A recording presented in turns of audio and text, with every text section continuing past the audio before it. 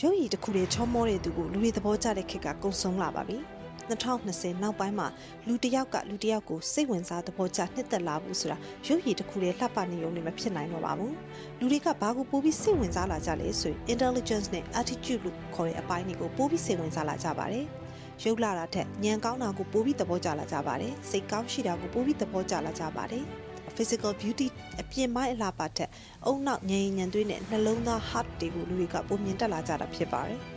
intelligence ဆိုတာကျောင်းစာတော်တာကိုပြောတာမဟုတ်ပါဘူးမိမိရဲ့ကိုယ်ပိုင်အရေးချင်းတစ်ခုစီတိုင်းမှာထူးချွန်ပြောင်မြောက်နေအောင်ကျွမ်းကျင်နေမယ်ဆိုရင်ဒီလူက intelligence ရှိရပါပဲ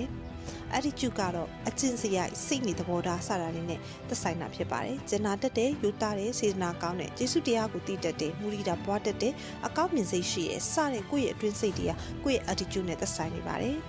ဒီနောက်ပိုင်းမှာလူတွေကကိုယ့်ရဲ့လက်တွဲပုံရွေးချယ်တဲ့အခါဖြစ်စေကိုယ့်ရဲ့မိတ်ဆွေပေါင်းတင်ကိုရွေးချယ်တဲ့အခါဖြစ်စေကိုအားပေးတဲ့နုပညာရှင်ကိုရွေးချယ်တဲ့အခါမှာဖြစ်စေဆိုရင်တော့ intelligence နဲ့ attitude ကိုတွဲမြင်ပြီးရွေးချယ်လာကြတာဖြစ်ပါတယ်ရုပ်ရည်ဘလောက်ပဲချောမောနေပါစေ intelligence မရှိဘူး attitude မကောင်းဘူးဆိုရင်တော့ဘယ်သူမှအားပေးကြမှာမဟုတ်ပါဘူးမိမိရဲ့ဉာဏ်ပညာဟာအောင်မြင်ခြင်းတွေကိုပေးပါတယ်မိမိရဲ့စိတ်ထားလေးကတော့မိမိဘဝရဲ့ပျော်ရွှင်ခြင်းတွေကိုပေးပါတယ်အောင်မြင်ပျော်ရွှင်နေတဲ့သူတဦးလောက်ဘယ်သူကများပို့ပြီးလှနိုင်အောင်မလဲIntelligence is sexy, attitude is sexy ဆိုတဲ့ခေတ်ကိုရောက်နေပြီမို့ပြင်ပအလှပတွေထက်အုံနောက်နဲ့စိတ်နေသဘောထားကိုလှပအောင်ဝင်ကြပါရှင်